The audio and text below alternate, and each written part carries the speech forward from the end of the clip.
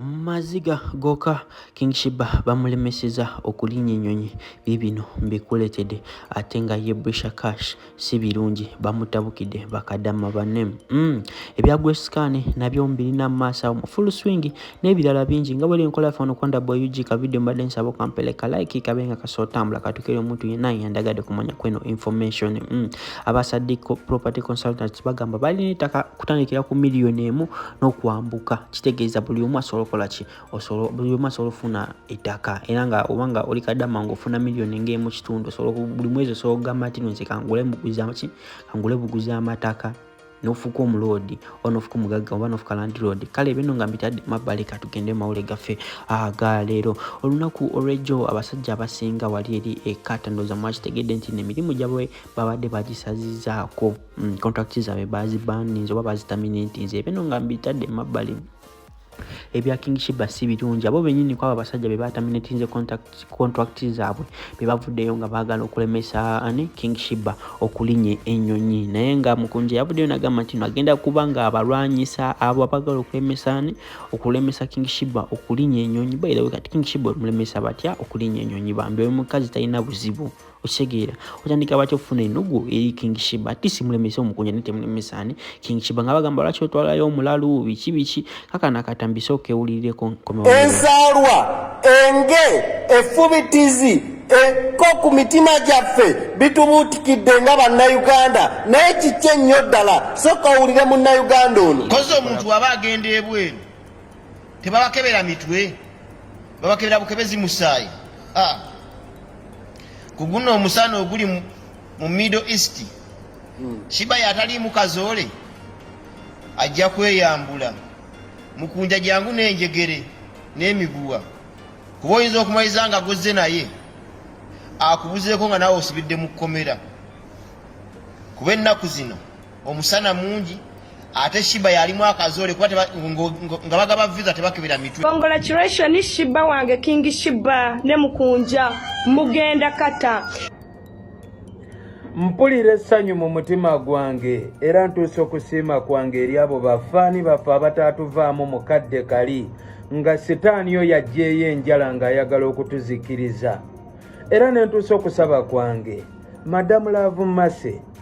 oyagala gamba wookola kontenti nga totuwogeddeeko ku linnya lyaffe kontenti wo takyatambulirako ddala kubanga ffe twakwesonyiwa tetukuwogerako naffe tusaba otuweka ebyo nno byebya King Sheebah wamu ne mukunja ataseera gwena tana subscribing wano kwanda boy UG tugamba subscribing werengo sofuna amawulire agali latest wano woka ebya Brisha Cash si birungi byayononese dada nga wokiwulira yatandise ebyobuseegu bwe bagamba wali ku TikTok era nga bana babudde mu comment section bamusabudde nga bagamba Brisha Cash nawe watandise kuyingiza abasajja mu nyumba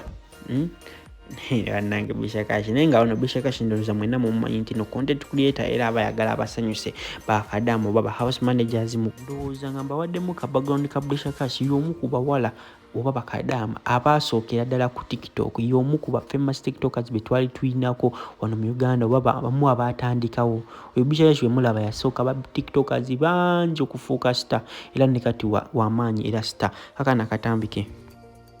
tamaze okuyonka nakuyonseza ku makya ogenda kunsuula enywanto naawe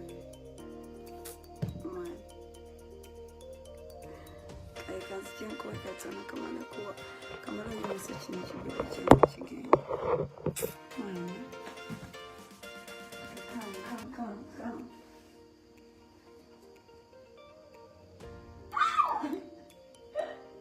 Wait.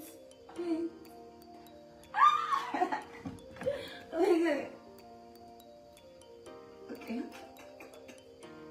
Now you know I'm important.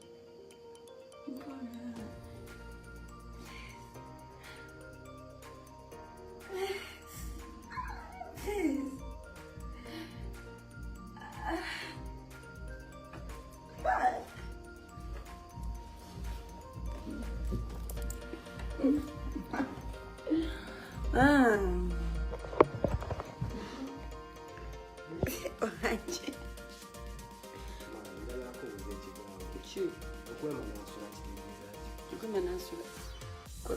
paku kabuli kimo papa bupasi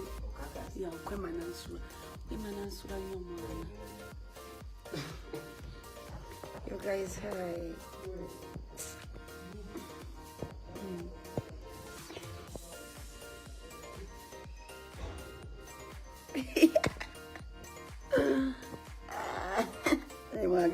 Ebya Grace Khan wamu ne Prince Omar birabise kubanga biterera bambi bazeewo era nga shows bazikuba babiri ndoza mwena mukimanyi tino kubeera obulamu base kale kubeera mu bulamu ba celebrity nga omukazi wo celeb ne bawunga celeb ebintu byali kale bizinga biri mabayimbi banji nyonyo ngosanga for example Rema ne Edikenzo nga Edikenzo agama nina concert ewa e Nairobi kwema nange nina concert ewa effort kati nga bonna bawulira obujja ebizo ensonga bo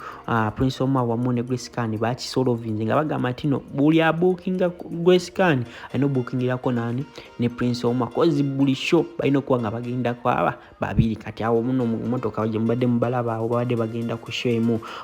bashe badde side ziye Masaka badde oba side ziye Masaka wano makwanda boyuji wano kawosanga na mawulire kaka nakatambika kasuku nga bogerako komewo nebirala kati yavudde nansana from nansana tumunyonyo ogenda okola Grace Khan gwe nga tamanyi zali from rags to riches tata oyo mali na sente kati oli kididi yavudde si adaga nti omwana gwe mbayagala bamusasula emitwalo gya 5 gyateeka mu mwana wajiwulidde kididi yavudde adaga nti omwana amulabiridde buli gy'amanyi omwana we ne kati engeri DNA gyaga nti omwana Prince Omar bamuwe emitwalo gya 5 bwe nawulira bakola DNA ne tata kasita mama agagwe tata naganzikiriza nze tata kati gwobo kyayogera mbo beerira mu lockdown yawo bali mu studio naye lockdown abantu natandise okulaba abaana abaloko omuwala abakinga up kati Prince Omar be yatunula ati efumulize likazina nga backup yaliwo nagamba ate be style lockdown esiyavirako ne dadi andonesi mwagira muyafunisizanyo olubu tafuna tunoli omwana oli owagundi we munyenga aliwa teyali wa lockdown mwala wa Katatumba yali before lockdown nina Rose yali wa lockdown Rose ndoza yava mu lockdown lockdown eyo yatega abantu bangi waliwo be bakwatira eyo yali agenze kukyala Museveni n'announcing ekiro from tomorrow What? You know, you're so amazing. You're so amazing. Okay, cool. Let's go. It's not cold. Like, you're a strong woman. You know that. What can you like chichogama wakaza abali you like abaita like problems like make abaina abasajja bakoze mistakes ngezange mwana. What do you tell them? Those women. So kinandela osaba tula wansi like sakulwana nansi